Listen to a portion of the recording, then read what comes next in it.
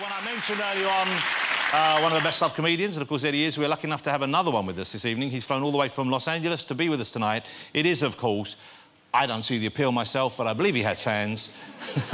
Russell Brand, ladies and gentlemen. There he is. Young, handsome, hairy, bit weird looking. Russell, how lovely to have you here. So you only flew back in this morning? Yes, I came here on an aeroplane today, Jonathan, okay, yes. But you're feeling fit and you're keen to go? You're OK to do the show? I hardly think I would miss Bubble Wrap Week. Exactly. Do they celebrate Bubble Week in your new part-time home of Los Angeles as much as we make a fuss of it over here? Some traditions are so powerful that they encompass the entire globe. A love of God, a love of nature, Bubble Wrap Week. That's it. Ladies and gentlemen, Mr. Russell Brand, he'll be out here later on the show as well. Welcome back, ladies and gentlemen. Well, it's time to get my next guest out. I've got no idea what we'll talk about, but we'll find something. It's Mr. Russell Brand. Here he is.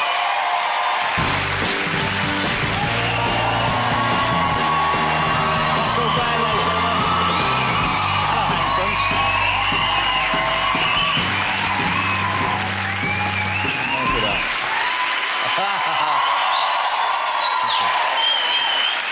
Look at you. Look at the state of you. Look at the state. This is what I'm wearing. Well, it's lovely to see you. So you did, we should say, you flew in this morning from Los Angeles. You actually only arrived this morning. OK, but you're not jet-lagged, you're OK? You're OK I feel tired and delirious, and I've been in an aquarium full of national treasures. Baffling in there. How nice for you to meet Sir David Attenborough. I know you've been a big fan of his for many years. You haven't met him before, have you? I once introduced him at an awards ceremony where I was rivaling him for TV Personality of the Year. You will be astonished to learn that Sir David Attenborough won that prize. But I believe, Sir David, you are a fan, or certainly you approve of Russell's way of carrying himself. He's a very, very bright guy. That's very nice to hear. That's what I say. See? And I said, a lot of his jokes, I don't appreciate, but yeah. I over my head. OK, let me ask you about your life at the moment, Russell, because I see you occasionally, not as often as I like to, because I very much enjoy your company. You are very focused on the spiritual side of your life, it seems to me, on meditation, on the yoga that you do. How much of your time is taken up with these kind of pursuits? Loads.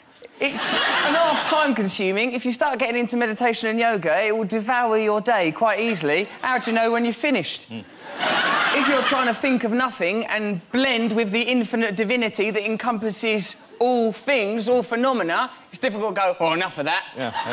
Put the telly back on. You carry it with you? It's there with you. Okay. There's a limitless consciousness accessible to us all. We can get it through techniques. I used to try and get it through the old Persian rugs, drugs. But that way you can receive a headache or a criminal record. I wish you had plenty of both, I believe. Many headaches and what I like to call an impressive criminal record. But I have been, even since clean from drugs, I still managed to get arrested sometimes. Well, how did that happen? Because a lot of the laws don't seem to make very much sense. Drive in a particular way, in a particular time. This colour means stop, this one means go. Who should really decide? We, the people. OK, we should point out, we won't need to, but, I mean, I get the feeling people will watch an interview that I do with you more keenly than they would most other interviews. We should point out that you do not in any way endorse criminal behaviour. Depends, really. I mean... Russell, Russell, it does, because... I am trying to keep you out of trouble. Let me ask that question again. Oh, yeah, you've done a great job in the past, haven't you? Thank you, Uncle Jonathan. Well, I'm trying now. I'll be looking at a 10 stretch. You're like bloody Fagin. I'm trying to keep on the straight and narrow. I was regarded as a twinkly little sex addict when I met you, then I nearly ended up in jail. Yeah, but then you buggered off out the country and left me to deal with it. I'm sorry about that. I had to go on a special holiday. A special holiday? For America, I went to. OK, all right, well, let's deal with this, because I didn't know, we're both keen to put this behind us, but we should mention the Saxgate incident, because that's what we're joking about. OK, I know you do. But people, I think, are perhaps curious as to not necessarily what went on, that was very well documented, but certainly how we felt about it afterwards. Yeah. And we did both regret the furore that we caused, not an easy thing for me to say, obviously, and also the hurt it may have caused to Mr. Sachs and his family. Now, obviously, we regretted it because it became difficult to ascertain. It became difficult to distinguish the media phenomena from the obvious impolite act. I consider myself quite a polite person, right? But like sometimes you get excited when you're doing a joke. And what happened? You know when Sir David Attenborough, he was saying when the cameramen are filming an animal and they sort of think this is brilliant and they forget its actual reality. Yeah. I sometimes think like that with comedy. Like I sort of think I'm doing a joke. I think this is brilliant, and then you sort of like realise, oh, that's reality with real consequences. Someone was filming me when I got that tattoo done. Look, I've got a tattoo on my hand of a Kundalini snake etched by the eminent psychiatrist Carl Jung, who was also a very mystic man. This represents the energy of our core being taken up our body so that our consciousness, our primal consciousness, can connect with our divine consciousness. I was being filmed when it happened, Jonathan, and then afterwards I went, oh no, that's there now. I didn't realise it was real because it was being filmed. I didn't think it was real. How many tattoos do you have now, Russell? You have too many tattoos, in my opinion. I'm smothered in the bleeding things. Why do you keep getting tattoos? Because I'm an addict, and if, like, I start doing something and it feels nice, I do it all the time. You know, it's like chocolate, how's your father, monkey business, hullabaloo, tomfoolery. I've done them all. That's all the same thing. I know, I've been doing it all day. OK, I've nearly kicked off my aeroplane.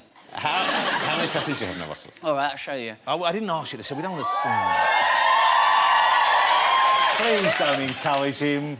I felt encouraged by that. OK, hold it. Well, that's quite a beautiful one on your arm there. These aren't like Harry Styles tattoos that are like he's just run out of paper. Lord of the seen and unseen universe. 70% of the universe is we cannot ascertain with our senses. It is dark matter, yet Krishna rules it all. Ganesh, with his infinite compassion, removing the obstacles between us and our higher selves. And then, West Ham United, you are invited to Upton Park.